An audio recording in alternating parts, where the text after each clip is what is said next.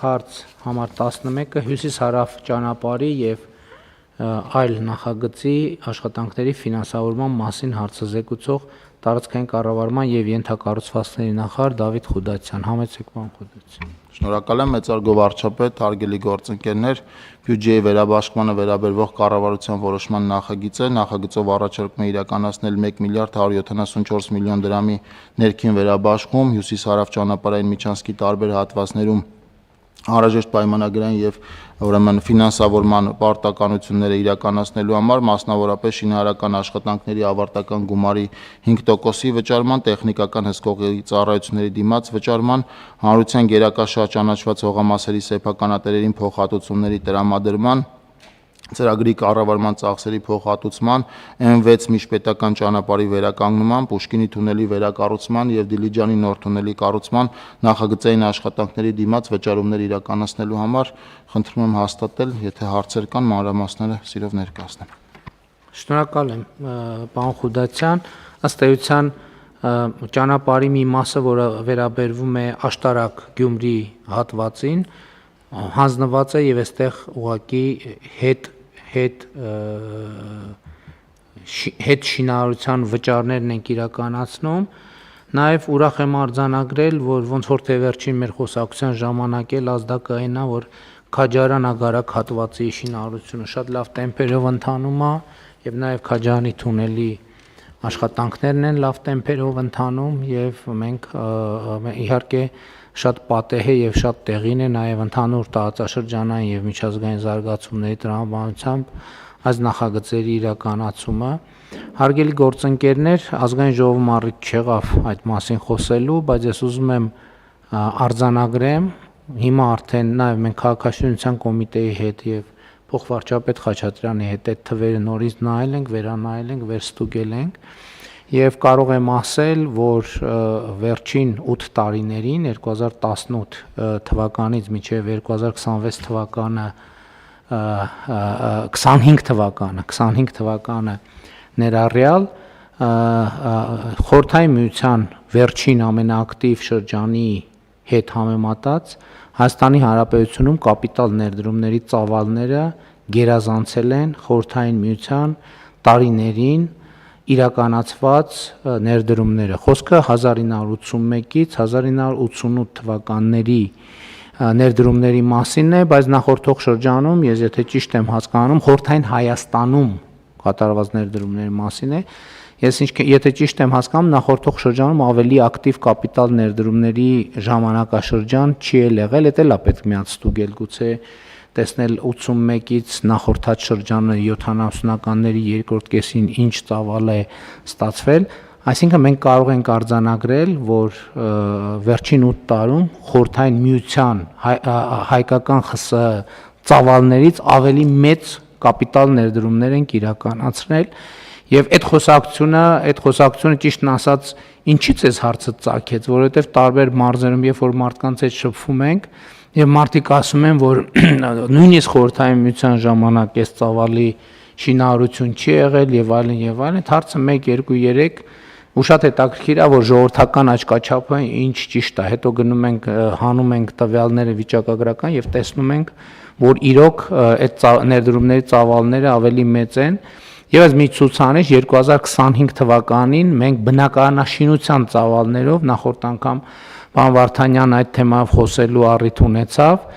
բնակարանաշինության ծավալներով գերազանցել ենք 1986 թվականը, որը խորհրդային Հայաստանի ամենամեծ ծավալով շինարարություն, բնակարանային շինարարություն իրականացնելու ժամանակաշրջանն է, եւ ես սա ինչով եմ կարեւոր համարում, որ գիտեք,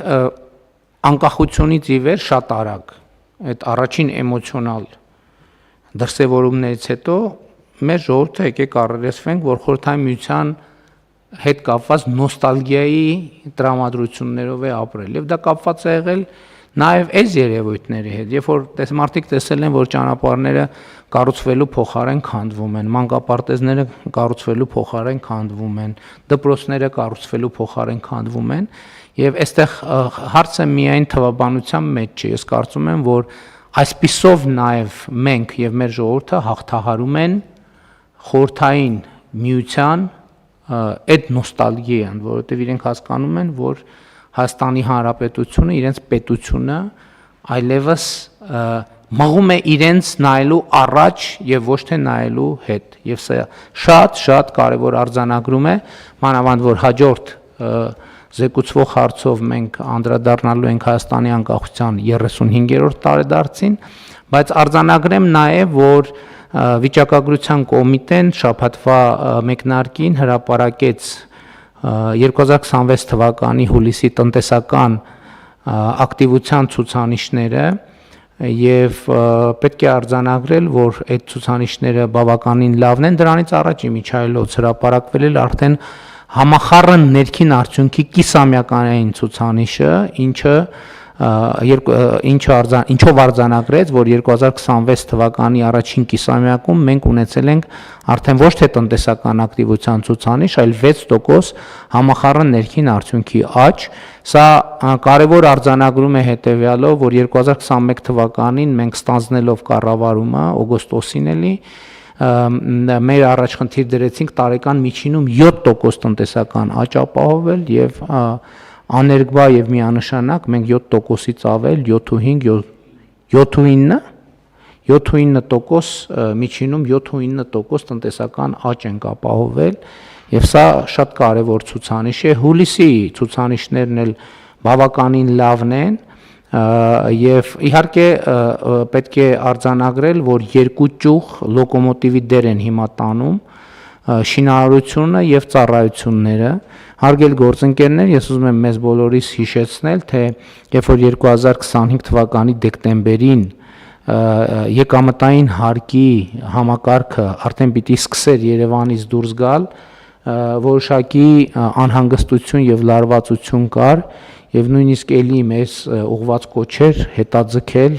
եւ այլն, ինչպես կարելի է ենթադրել, բայց մենք չգնացինք դրան եւ ճիշտ արեցինք եւ հիմա մեր անշարժ գույքի շուկան շատ ակտիվ է, ինչը երևում է նաեւ վիճակագրությունից, շինարարությունը երկրորդային շուկան է բավականին ակտիվ եւ կադաստրի կոմիտեի ղեկավարը ասաց, որ նախորդ տարվա համեմատ այս տարի մենք անշարժ գույքի հետ կապված 15000 ավել գործարքներ ունենք, ընդ որում սա վերաբերում է տարբեր գործարքներին, պարոն Թովմասյան, դուք կպարզաբանեք թե ինչին է, որովհետև դա միայն արքը եւ վաճառքը չի, այնտեղ ուրիշ գործողություններ կան, բայց դա վիճակագրական ցուցանիշ է, որը ընդհանուր առմամբ պատկեր է տալիս եւ ծառայությունների ոլորտը շինարարությունը հուլիսին նախորդ տարվա հուլիսի նկատմամբ աճել է 26.5%, իսկ ծառայությունները 17%։ Նաև ես ծառայությունն էլ կապ ունի անշարժ գույքի շուկայի հետ եւ շատ ուրախությամբ եմ արձանագրում, որ Երևանում տուն կամ Հայաստանում տուն ձեռք բերելը դառնում է տրենդային, այդ թվում սփյուռքի մեր հայրենակիցների եւ նաեւ այն մարդկանց համար, ովքեր ուղղակի ուզում են ներդրում անել, կան նաեւ այդպիսի մարդիկ, որ մտածում են, որ Հայաստանում տուն ձեռք բերելը լավ ներդրում է, որովհետեւ տունը ձեռք են բերում, վարձով են տալիս եւ այդ գույքը ունի բարձր լիկվիդայնություն, այսինքն ըստ անհրաժեշտության ավելի հեշտ կարող է դա վաճառվել։ Իհարկե անշարժ գույքի գները շարունակաբար աճում են, այդ թեմաներով էլ ես քաղաքացիներից նամակներ եմ ստանում, նրանցից ովքեր բնակարաններ են վարձում եւ բայց մյուս կողմից նրանք ովքեր ունեն սեփական անշարժ գույք, այս անշարժ գույքի գների աճը նրանց համար լավ նորություն է, որովհետեւ նրանք ինչպես առիթ ունեցել եմ ասելու եւ քննադատության արժանանալու իրենց տանը նստած ուղակի հարստանում են, որովհետեւ իրենց տան գները աճում են։ Իսկ մյուս հարցերի հետ կապված սոցիալական եւ այլն մենք քննարկումներ ենք ունենում եւ մեր նախնական եզրակացությունն է նա, որ շուկայի process-ներին միջամտություններ, կոշտ միջամտություններ անել այդքան ճիշտ չի։ Մենք առաջիկայում ընդունելու ենք այսօր առավոտյան պարոն Թորոսյանի հետ քննարկել ենք բազմազավակ ընտանիքների բնակարանային ապահովման խնդիրը, մենք իրականացնում ենք Ղարաբաղից փախստական մեր հայրենակիցների բնակարանային ապահովման խնդիրը, ընդ որում մեր հանձնառությունը 7000 շուրջ 7000 ընտանիք արդեն իսկ ստացել է բնակարանի ձեռքբերման հավաստագիր մեր ծրագրում մենք ֆիքսել ենք 10,000 թիվ, բայց դա մոտավոր հաշվարկներ են, այսինքն այդ վավերապայմաններին համապատասխանող բոլոր շահառուները, հիմա մենք 10,000 ենք մեր հաշվարկը 10,000-ն, որ 10,000-ը կդիմի, կարող է դիմի 12,000, 11, կապ չունի, ինչքան դիմեն, դա մեր կանխատեսումն է ընդամենը, կարող է պակաս լինի, կարող ավելի լինի, դա մեր հանձնարարությունն է։ Ուզում եմ հիշեցնել, որ մեր պլանն այդ ծրագրով 800 միլիարդ դրամ ֆինանսավորում Ղարաբաղից տեղահանված մեր հայրենակիցների բնակարանային ապահովման ծրագիր իրացնելու համար գումարած մենք իրականացնում ենք սահմանամերձ, այսինքն արդեն հիմա ոչ միայն սահմանամերձ բնակավայրերում 16 միլիոնի ծրագիրը, որը այդտեղ էլ սոցիալական կոմպոնենտը ուժեղացնում ենք մենք, նաև սոցիալ կրթական կոմպոնենտ, այնպես որ մենք բնակարանային ծրագրեր անում ենք, առաջիկայում մենք կընդունենք ուսուցչի կարգավիճակի մասին օրենքը, որտեղ բնակարանային ապահովման որոշակի ծրագրեր կիրականացնենք, Պաշտպանության նախարարությունում մենք բնակարանային ապահովման ծրագրեր ենք իրականացնում, այս տարի առաջին անգամ Վազգեն Սարգսյանի անվան ռազմական ակադեմիայի շրջանավարտները ստացան բնակարանի ձեռքբերման հավաստագիր, այսինքն իրենք ծառայությունը ստանձնելու պահին արդեն կարող են բնակարան ձեռք բերել, ինչքան արժեքը պարոն Պապիկ։ Վարչապետ, ներկա շուկայական գներով արժեքը կազմել է շուրջ 42 միլիոն դրամ։ Մի բնակարան։ Մի բնակարանը։ Դա նորմալ իրատեսական թիվ է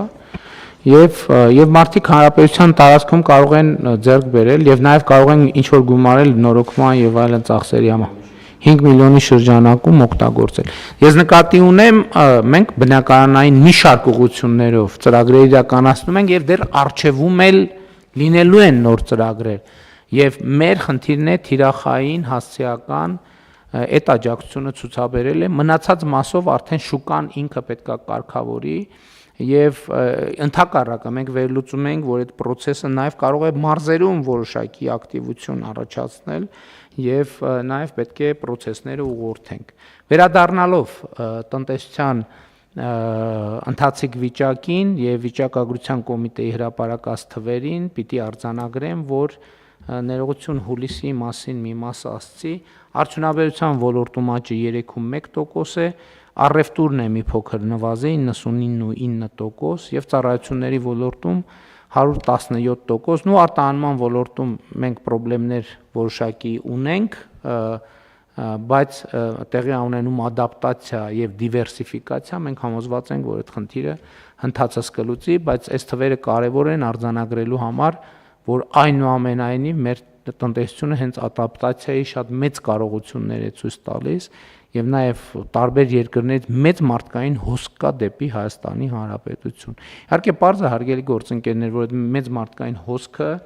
ապահովում է նաեւ միջազգային իրադրությունը, կոնյունկտուրան, բայց առաջին անգամ չի, որ միջազգային կոնյունկտուրան տարբեր հոսքեր է գեներացնում, բայց սովորաբար այդ հոսքերը շրջանցել են Հայաստանի Հանրապետությունը, այս անգամ լուրն է, որ Հայաստանի Հանրապետությունը այդ հոսքերի հիմնական ուղղություններից մեկն է եւ դա մեզ ուրախացնում է, որովհետեւ նախ մեր շատ հայրենակիցներ վերադառնում են Հայաստան եւ ներքին գործերի նախարարությունը այս տարի հրապարակեց կիսամյակի թվերը եւ էս էլ է առաջին անգամ աննախադեպ, որովհետեւ ճիշտ է 2025 թվականի տարվա արդյունքներով Հայաստան եկած քաղաքացիների թիվը 8860-ով արդեն իսկ գերազանցում էր, բայց 2025 թվականի էս էլ է հետաքրքիր, առաջին կիսամյակը շարունակում էր մնալ արտագաղթային եւ մի հատ երկրորդ կիսամյակի արդյունքներով մենք ունեցանք ներգաղթային վիճակ, այս տարի արդեն առաջին կիսամյակը ներգաղթային է եւ ինչը մեզ վստահություն է տալիս, որ տարվա արդյունքներով արտագաղթային միտումները կլինեն ավելի նախ կլինեն արտագաղթային միտումներ, ներգաղթային միտումներ, հիմա ես չասեմ ավելին կլինեն թե չէ, բայց որ կլինեն այդ հաստատ է, իսկ կիսամյակի թիվը կարող է հիշեք Տիկին Սարգսյան։ Պլյուս 1300 մոտ պարոն վարչապետ։ Շատ լավ։ Իսկ 6 ամսվա տնտեսական ակտիվության ցուցանիշը հետևյալն է, ընդհանուր տնտեսական ակտիվության ցուցանիշը 7.7%, արդյունաբերության տացի աճը 9.5%, շինարարությունը 25%, առևտուրը 0.8% եւ ծառայությունները 13%, եւ կարծում եմ, որ սա լավ մեկնարկ է, եթե այտենց բաժանարարը համարենք հունիս ամիսը, որ ընտրություններ են տեղի ունեցել, ընտրություններից հետո մենք բավականին լավ տեմպով սկսում ենք եւ շարունակում ենք մեր աշխատանքը։ Եվ ծրագիրն էլ ազգային ժողովում ընդունվեց, հարգելի գործընկերներ, մեր խնդիրը հիմա հետեւյալն է, մենք ճիշտ է 3 ամիս ունենք օրենսդրությամբ, բայց մենք խոսել ենք, որ ավելի շուտ միջոցառումների ծրագիր ունենանք, բայց ինչ առանձնահատկություն ես կուզենայի ընդգծել, մենք պետք է միջոցառումների ծրագիր ձևակերպենք այնպես, որ նա իրականում լինի մեր ամենօրյա աշխատանքի պլանը, ամենօրյա։ Այսինքն ինքը այդպես մինիմում նարատիվային բովանդակություն, մաքսիմում կոնկրետ բովանդակություն, որի վրա մենք ամենօրյա աշխատում ենք եւ ի վերջո մեր նախանշած ռազմավարական կառավարման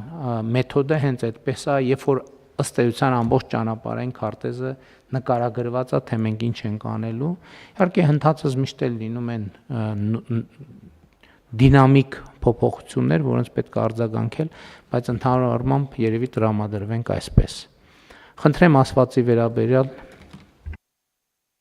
Շնորհակալություն, պարոն վարչապետ, ես ձեր մի դիտարկման ուղղակի շարունակություն դուք իրավամբ նշեցիք շինարարության ծավալների աննախադեպ մեծ ծավալի մասին եւ ըստ էության նաեւ խորհրդային ժամանակների հետ համեմատություն տարանք եւ գերազանցում ենք խորհրդային ժամանակները, բայց ես ուզում եմ եւս մեկ ոչ պակաս կարեւոր հանգամանքի շինարարության որակի մասին, որովհետեւ նույն եթե նայենք շենքերի որակը հիմա եւ եւ խորհրդային ժամանակների կառուցված շենքերը, դրանք ուղղակի համեմատելու չեն, հետեւաբար եւ այս առումով արժեքային առումով շատ ավելի մեծ փոփոխության ենք ենթարկվում եւ սա նույնպես կարծում եմ կարեւոր է, այսինքն մենք միայն քանակով չենք գերազանցել, այլ նաեւ որակական հատկանիշներով են գերազանցել։ Դե շատ լավ լուրը այն է, որ մենք ըստ էության այդ երկրաշարժաֆոբիան հաղթահարում ենք շինարարության ոլորտում, որովհետեւ արդեն իսկ կան տեխնոլոգիաներ, որոնք թույլ են տալիս, որ Հայաստանում ավելի բարձրակ շինարարություն իրականացնել, բայց նաև մենք պետքա կառավարության ծրագրում ռենովացիայի կետը շատ կարևոր նշանակություն ունի։ Մենք պետք է առերեսվենք այն փաստեդ, որ Հայաստանում բնականային ֆոնդը հիմնականում հնացած է։ Եվ այդ բնականային ֆոնդը պետք է փոխվի։ Եվ այն տեմպը, որ մենք ունենք, ելի ուզում եմ ես մենք ինքներս գնահատենք մեր աշխատանքը, որովհետև այս շինարարության ոլորտում այս բումը սկսվեց 2020 թվին մեր կայացրած մի որոշումից հետո, երբ որ մենք եկամտային հարկի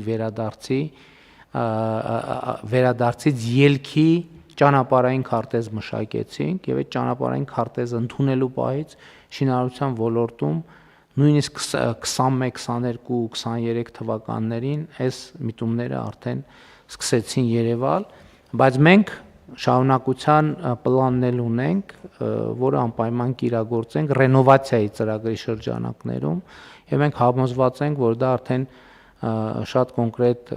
ներդրումային մեծ ծրագիր է լինելու ռենովացիան, մասնավոր հատվածի եւ իհարկե կառավարությունն էլ իր հերթին որոշակի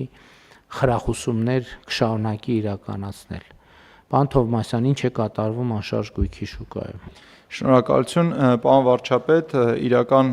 ցուցանիշը դուք ներկայացրեցիք, որը շուրջ 15000 գործարք վերջի 6 ամիսները համեմատած նախորդ տարվա 6 ամիսների հետ տեղի է ունեցել, գործարքների մեջ իհարկե մտնում է ոչ միայն առուծախը, այդտեղ մտնում է նաև վարձակալությունը, այդտեղ մտնում է նաև ժառանգությունը եւ այլ նմանատիպ գործարքներ, բայց բովանդակային առումով ակտիվությունը մեծ է եւ մեզ հասցեագրված դիմումների քանակը եւս բավականաչափ աճ է գրանցել։ Միևնույն ժամանակ նշվեց, որ անշարժ գույքի շուկայում ակտիվությունը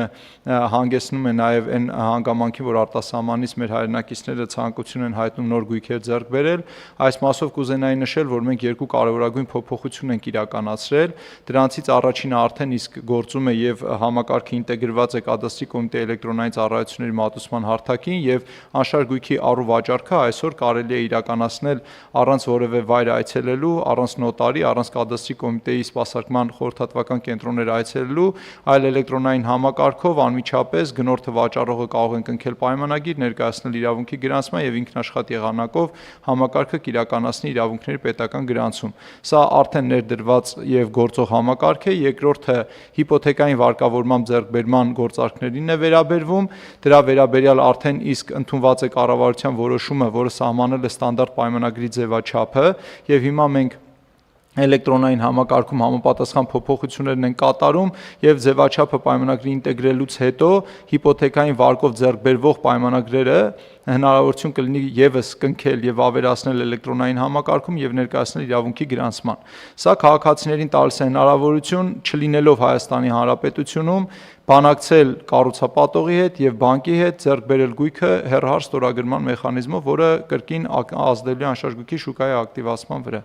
Այսքանը, շնորհակալություն։ Համեցեք, պարոն Պապյան։ Շնորհակալություն, պարոն վարչապետ, եւս մեկ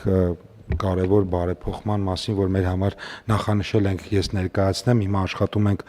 մասնավոր հատվածի հետ, կառուցապատողների հետ, խոսքը վերաբերվում է ըստ էության այս շուկայում զարգացման հաջորդ փուլին գալուն եւ ժամանակն է, որ արդեն Հայաստանում կան ապարտ հոթելների եւ իրենց կառավարող միջազգային բրենդները, այստեղ որոշակի բարեփոխումներ ենք պլանավորում, աշխատում ենք այդ ուղղությամբ, որովհետեւ ըստ էության այդ բրենդները ոչ միայն շինարարություն են բերում, այլ նաեւ միջազգային ներդրողներ եւ ըստ էության, այսպես ասած, հայ վաճառողներ, հայ գնորդներից, ազգությամբ հայ գնորդներից շատ լավ հնարավորություն է տալիս անցում կատարելու նաեւ մեծ չափով այլազգի գնորդների, որովհետեւ այդ բրենդները իրենց հետ նաեւ այդպիսի շուկա են բերելու Հայաստան, սա մեր կանխատեսումն է եւ այդ ուղղությամբ որոշակի փաթեթներ են մշակվում, շուտով կներկայացնենք կառավարությանը։ Շատ լավ։ Հարգելի գործընկերներ, հարցը դրվում է քվեարկության, ովքեր են դեմ որոշման ընդունմանը, դեմ չկա, որոշումն ընդունվում։